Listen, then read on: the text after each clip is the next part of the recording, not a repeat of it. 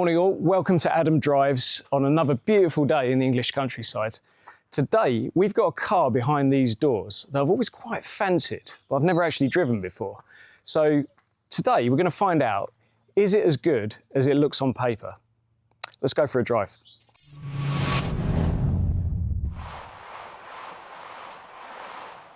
Straight onto the look of the car. I've showed it to several people and they've all commented that it's a really good looking car, but I'm not really so sure. I mean, it's not a bad looking car, but if it didn't have the AMG badges on, I don't think I'd know that it's anything special, any different to a normal ML. And the other thing is, I can't quite get over how the rear quarter window doesn't quite line up with the side windows. It kind of looks like it's designed by two different people to me. What do you think? Am I being too harsh? Let me know in the comments. This is a 2013 ML63. With a V8 5.5 litre twin turbo, and it's certainly got some punch. 518 horsepower, 700 newton meters of torque, and it's a little on the heavy side as you'd expect, 2,350 kilograms, giving it a power to weight ratio of 220 horsepower per tonne. The thing is though, you can't feel it.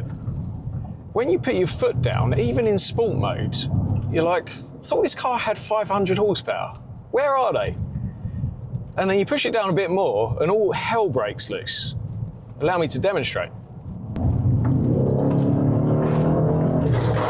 My first impressions of the car are, as you'd expect really, it's a high quality, luxury, German car. Everything's in the right place. There is actually there's a bit of a rattle coming from behind the dash that I find quite irritating. I've got a bit of an OCD thing with rattles. I don't really mind if it's kind of a cheap, banger. I quite like it when those cars are rattling and banging because it's kind of like adds character, I think. But when you've got an expensive luxury car, remind you, this was £83,000 when it was new in 2013. And that's probably the equivalent of maybe £120,000 today. And in fact, the ML63 was replaced by the GLE 63. And you can pay up to £148,000 for one of those, although that's for the S model. I have to say the handling and the brakes on this car are extremely good. There's loads of grip, it's very predictable, quite a nice ride. It absorbs the bumps really nicely, but without having too much body roll.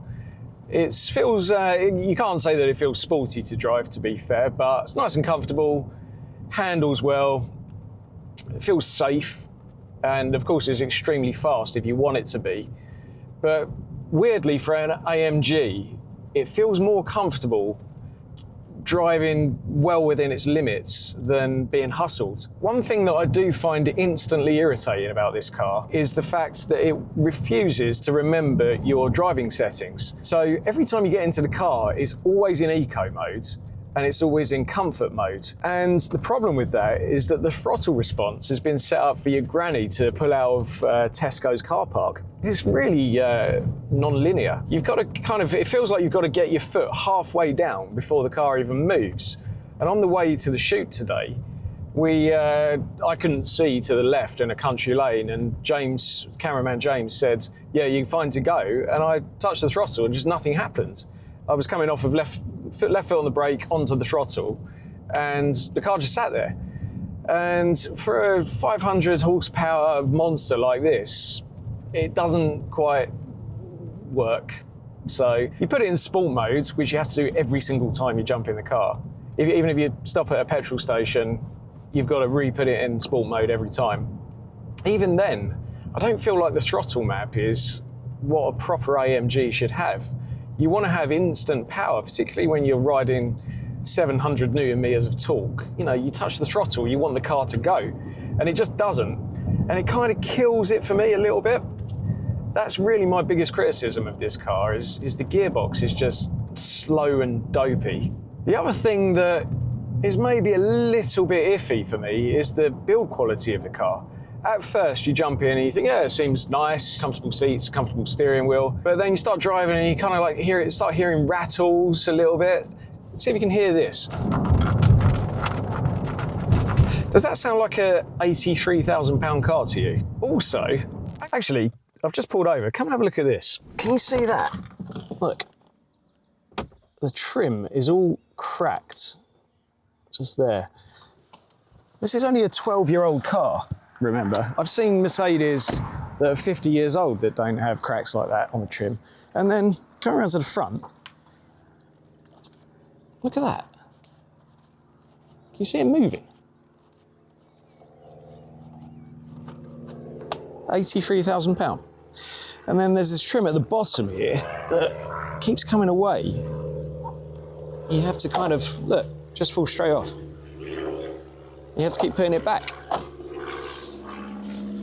Don't know what's going on with Mercedes in 2013, but I think they've got a few build quality issues based on this.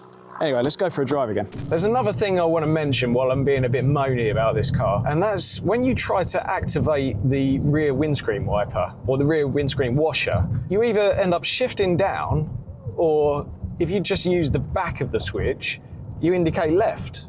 Neither of the things you actually want to do. So to actually turn it on, you have to kind of put your hand in at an angle, a weird angle, or wait until you're turning and quickly do it. And I just find that it's indicative of the fact that this car hasn't really been that well thought out. I know it's probably a little bit harsh, but it's just one of the several things with the car that don't feel quite right for an AMG. Remember, this is an expensive car. And for me, an AMG has got to be built by purists, people that love cars. It just doesn't feel like it is. It feels like Mercedes said, we have the ML range, the new ML at the time. We need a 63 version. Let's just lever a big engine, some good brakes. It doesn't feel special. It doesn't feel like it's been really built by people with passion for cars, to me. And combined with the gearbox, which is really the worst thing about this car, it puts me off. It could be so good if they just got a few things right. If they had someone heading it up that was passionate about cars, I feel like it could have been a great car, but I don't think it is. So far, we've just been driving around quite slowly, but surely a car with 520 horsepower and a V8 engine is made to be driven fast. So let's find out. Let's give it some stick.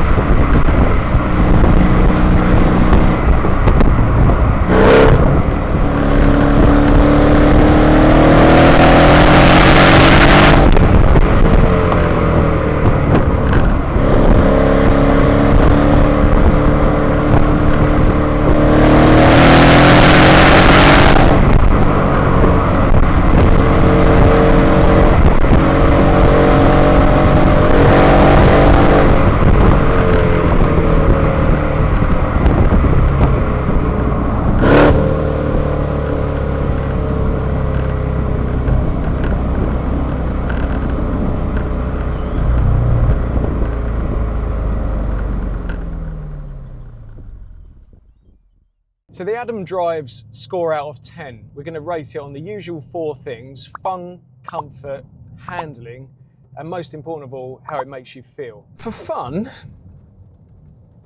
it is quite fun in the sense that it's a very, very powerful car, and if you put your foot to the floor, it's not bad. You can hustle the car a lot because the handling's really good, the brakes are really good.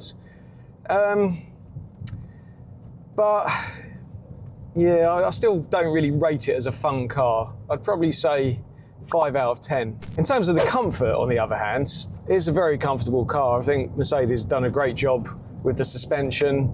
The car doesn't roll, but at the same time it rides the bumps really nicely. Obviously they've put a lot of thought and effort into the suspension. I don't know whether it's vastly different to the rest of the ML range on the ML63, or whether it's just that good across the whole ML range. But yeah, nice, comfortable car, seats are good, driving position nice. As always with the Mercedes, everything's in the right place. Most things work. Slightly irritating, the odd rattle here and there, but it doesn't really interfere with the comfort too much. So I'd probably say 8 out of 10 for the comfort. In terms of the handling, similar story really. The car does whatever you want it to do. Feels like it's got all the grip in the world. The brakes are excellent. It's a car that you would, if you had to drive to the south of France, for example, you'd elect to drive a car like this. It's just, it handles nicely and it's comfortable. So for handling, I'd give it a 8.5 out of 10, I think. But coming on to the most important factor of how the car makes you feel, I've got to say, the experience of driving it is absolutely killed for me by the gearbox. It always feels like it's in the wrong gear. When you want to pull away, it feels like you've got no power. And even if you have it in sport mode and you're driving it briskly, it's always in too high a gear, and every time you go on the throttle, it has to kick down. And that is not done quickly, like with a more modern double or multi-clutch system. It just feels lazy. And I know that Mercedes have the technology and the ability to make cars that understand how you're driving. They understand when you're driving them fast, they give you a different response and make sure you're in the right gear, essentially. Much older cars than this, from the 90s, are able to do that. And this one just doesn't. And it doesn't make any sense to me because it's an AMG. So that does kill it for me. So for how it makes you feel, I'm going to give it an Adam Drive score of 3 out of 10, I'm afraid. Bringing the total to...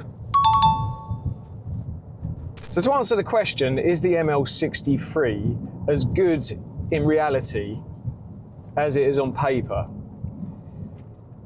I don't think you're going to be too surprised here that I really don't think it is, which is sad because I was really expecting to love this car. So should you buy an ML63? Well, if you want a powerful, big, safe, reliable car that drains your wallet every time you go to the petrol station, then it's not a bad buy. But for me, the awful gearbox just completely kills the driving experience, and it's just not worth the money you've got to spend on the fuel. So you don't get a return on the money spent. If you've got a car that you love driving, gives you great feedback, makes you feel wonderful every time you drive it, you don't mind spending a bit on fuel. But for me, I feel like I'd rather have a diesel ML than an ML63. I can't believe I'm actually saying that, but I'd rather just have an economical, comfortable, safe car where I don't have to spend all that money on fuel, because it just feels like it's a waste. So sadly, as someone that loves AMG cars, I'm going to have to say I can't recommend it. I don't think you should buy one. That was the Adam Drive's review for the ML63. I was a little bit disappointed by the car, honestly, because the gearbox just isn't really up to the job. It doesn't belong in a car like this. It might be good to give to your granny to go shopping in if she likes to go shopping particularly quickly, or maybe the wife to pick the kids up from school. But for a driver, it just doesn't cut the mustard. Hopefully next time we're going to have a car to review that you're going to find much more exciting than this one. So make sure you subscribe and like the video. And James? Beer? Yeah, beer.